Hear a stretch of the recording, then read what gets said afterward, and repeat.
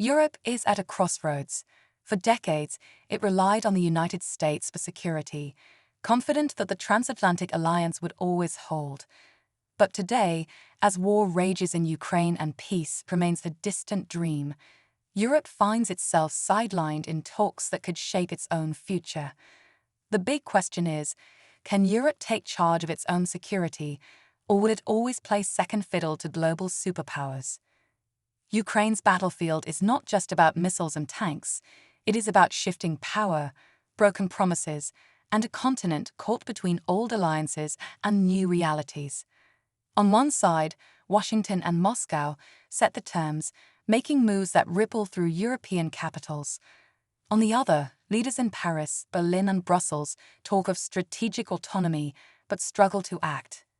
Words are easy, but actions, that's a different game. The stakes could not be higher. If Europe fails to step up, it risks becoming irrelevant in global security matters. But if it takes the lead, can it handle the pressure? What will it take for Europe to move beyond rhetoric and build a defense system strong enough to stand on its own? And most importantly, does it even want to? Tonight, we take you to the heart of this unfolding drama. We bring you voices from the corridors of power, insights from experts, and stories from people whose lives are shaped by these decisions. From Kiev to Brussels, from Washington to Moscow, we break down the complex web of diplomacy, strategy, and power play. As Ukraine peace talks continue, Europe watches. But will it only watch, or will it act? Stay with us as we uncover the truth behind Europe's security dilemma.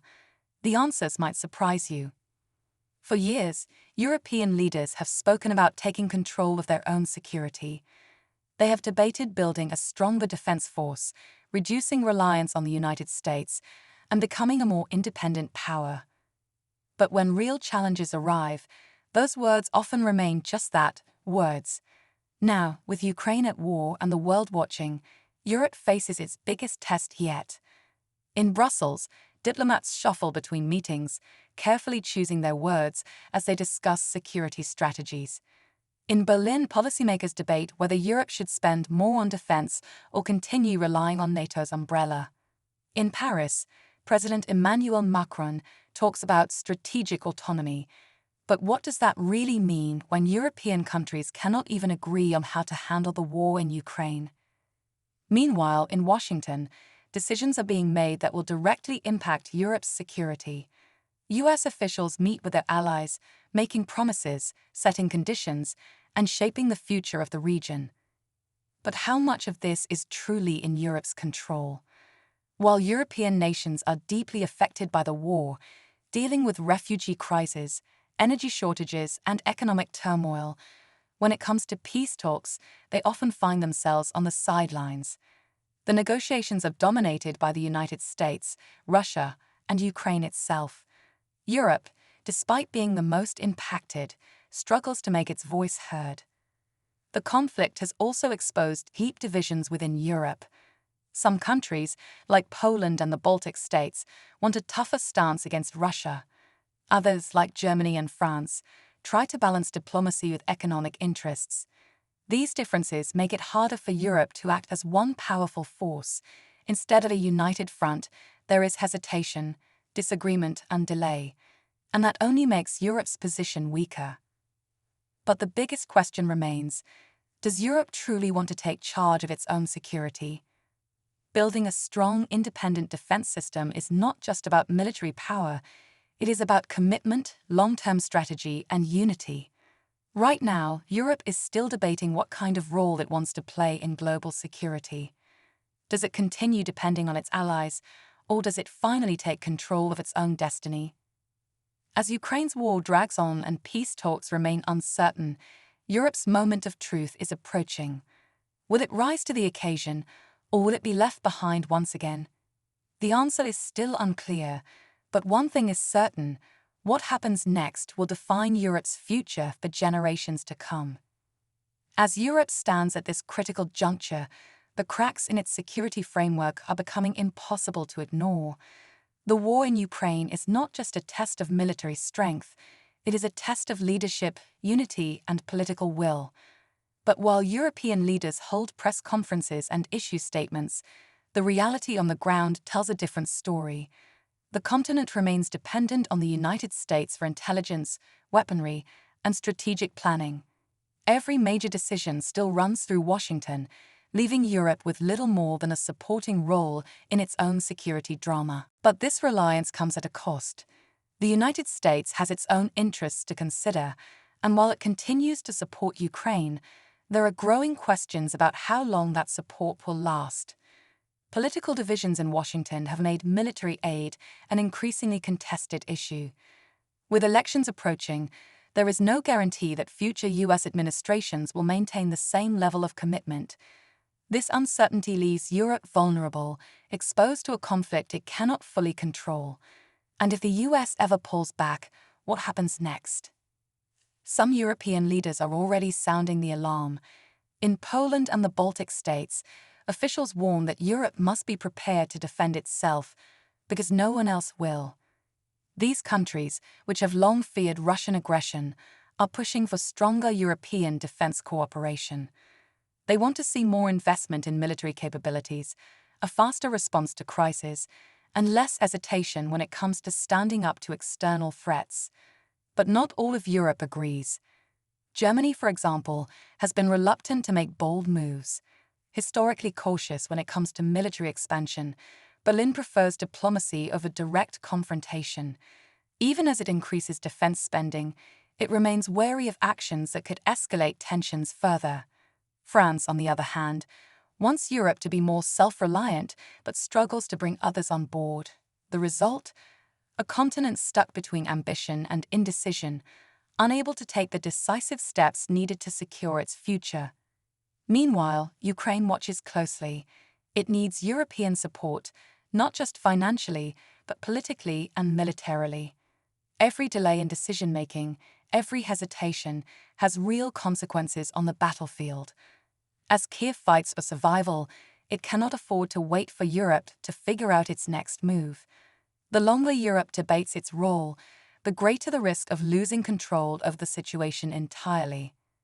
And so the question lingers: will Europe act before it is too late? Or will history repeat itself, leaving the continent unprepared for the challenges ahead? The answers remain uncertain, but one thing is clear: time is running out. As the war in Ukraine drags on, the pressure on Europe reaches a breaking point. The peace talks continue, but progress is slow, and every delay brings new risks. With each passing day, the battlefield shifts, alliances are tested, and the stakes grow higher.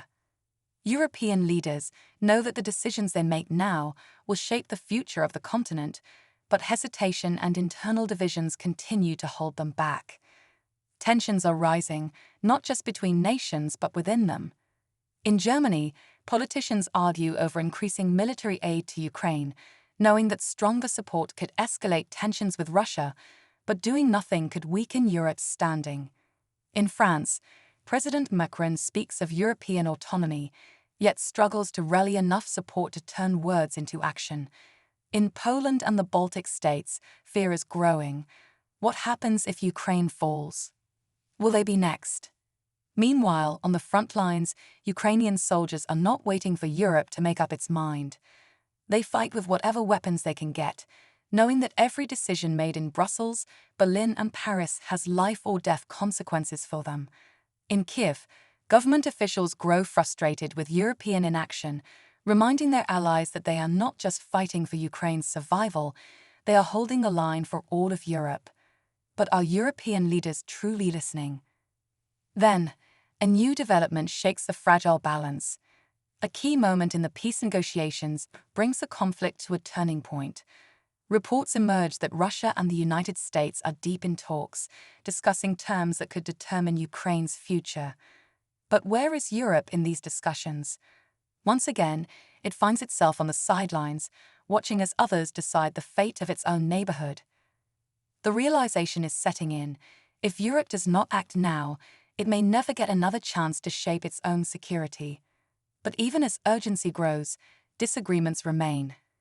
Some European nations call for bold action, pushing for a stronger military response and a more independent defense strategy. Others fear the consequences of going too far, worried that too much escalation could bring even greater instability. The clock is ticking, and the choices ahead are more difficult than ever. The world is watching, Ukraine is waiting, and the question remains unanswered. Will Europe finally step up, or will history repeat itself once more? The moment of truth is near, and there is no turning back. Just as Europe begins to grasp the urgency of the situation, another shockwave rattles the continent. A leaked document surfaces, one that suggests a back-channel deal is being discussed between Russia and the United States, one that does not include Europe. The details are unclear, but the implications are massive. Has Europe been completely sidelined? Are the very powers shaping this war already preparing for a future that Europe has no say in? The news spreads like wildfire, igniting a storm of panic and outrage. In Brussels, leaders scramble to respond. Emergency meetings are called, statements are issued, and accusations fly. Some say this is proof that Europe's security still depends on decisions made elsewhere, that without a unified defense strategy, it will always be a spectator in its own future. Others argue that diplomacy takes time and that the leaks could be misinformation designed to divide the West. But in Kiev, the reaction is immediate: anger, disappointment, and a growing sense of betrayal. Ukraine has counted on Europe, but if it is not even part of the biggest negotiations, what does that mean for its survival? Then, an even more alarming reality emerges. If this deal is real, what does it mean for European security? What will be the price of peace? Some fear that Ukraine might be forced into an agreement that benefits outside powers but leaves Europe more vulnerable than ever. A settlement that does not address Russia's long-term ambitions could mean that this war is only the beginning, not the end. And if that happens, will Europe be any better prepared next time? As protests erupt across European capitals, the pressure mounts. Citizens demand answers.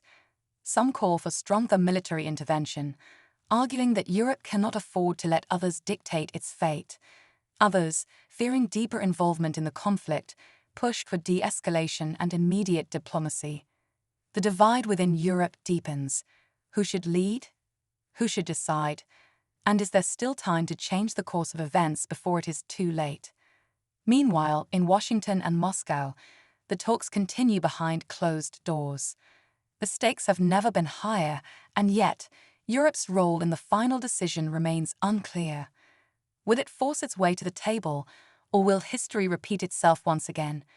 The tension is at its breaking point, and as the world holds its breath, one thing is certain: whatever happens next will change Europe forever. As pressure reaches a breaking point, Europe is faced with a choice it can no longer avoid: step up or be left behind. The leaked deal between Russia and the United States has exposed just how fragile Europe's influence has become.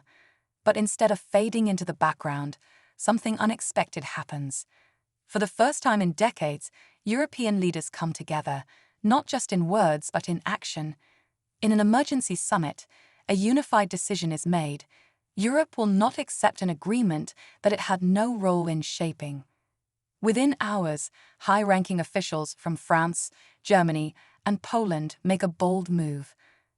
They bypass Washington and Moscow and initiate direct negotiations with Kiev, setting their own terms for support and security guarantees. It is a risky strategy, one that could either cement Europe's position as a serious player or prove once and for all that it is incapable of leading. The world watches as European leaders take the stage, outlining their vision for Ukraine's future and, more importantly, their plan for Europe's own security. At first, the response is uncertain. Some doubt whether Europe has the military and economic strength to back up its promises. Others wonder if this is too little, too late. But then the unexpected twist comes, not from Washington or Moscow, but from Kiev itself. Ukraine, tired of being treated as a pawn in a game played by larger powers, issues a statement that changes everything. It announces that while it values Western support, it will no longer wait for Europe to find its footing. It will fight with or without them. The message is clear. Europe's leadership must be earned, not assumed. The shockwave is immediate. This is not just a war for Ukraine anymore. It is a test for Europe's future. If it fails to act now, it may never recover its credibility. But if it stands firm, it could finally take control of its own security, proving that it is more than just a supporting player in global affairs. As the dust settles, one thing becomes clear: the balance of power is shifting. The war in Ukraine is far from over, and peace is still uncertain. But one undeniable truth remains: Europe can no longer afford to wait for others to decide its fate. The question is no longer whether it should take charge of its own security, but whether it is truly ready to do so. In the days that follow, Europe stands at a turning point. The world has seen its hesitation, its divisions, and its struggles to define its own role. But now, with Ukraine making it clear that it will fight on its own terms, the choice for Europe is no longer a matter of debate. It is a necessity. There is no more room for half measures or empty statements. Either Europe takes responsibility for its own security, or it risks becoming irrelevant in the decisions that shape its future. One by one, European leaders begin to take action. Defense budgets, once debated endlessly, are now approved with urgency. Military coordination between nations strengthens, and long-discussed plans for a united European defense force start to move from theory to reality. At the same time, diplomatic efforts intensify. Instead of waiting for Washington to take the lead, European envoys make their own push for peace, determined not to be excluded again. The cracks that once divided the continent remain, but a new sense of purpose emerges. For Ukraine, the war is far from over, but a shift is taking place. The message it sent to Europe was clear: support is welcomed, but not at the cost of its own independence. And that message resonates far beyond the battlefield. Across Europe, the realization sets in that security is not just about military power, but about credibility, about standing firm when it matters most. As the world watches, the question that once loomed over Europe, can it take charge of its own security, is no longer about whether it should, but how it will. The coming months will test its resolve, and there will be setbacks along the way. But one thing has changed. Europe is no longer waiting for someone else to lead. The road ahead is uncertain, and the challenges are far from over. But for the first time in a long time, Europe is writing its own future. The decisions made today will define its place in the world for generations to come. And as history unfolds, one truth becomes clear: standing on the sidelines is no longer an option. Europe's moment has arrived. The only question now is whether it will rise to meet it.